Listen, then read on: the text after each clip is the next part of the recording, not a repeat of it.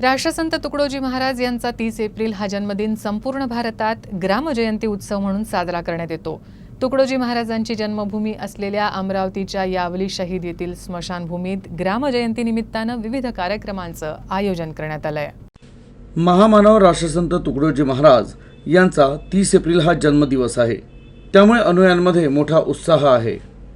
तर अनुयायांनी 30 एप्रिलला संध्याकाळी 7 वाजता आपल्या घराच्या अंगणात किंवा वरांड्यात 5 दिवे लावावेत आणि इतरांनाही यासाठी प्रेरित करावं असं आवाहन वंदनीय राष्ट्रसंत तुकडोजी महाराज विचारधारा समितीच्या वतीनं करण्यात आलं आहे।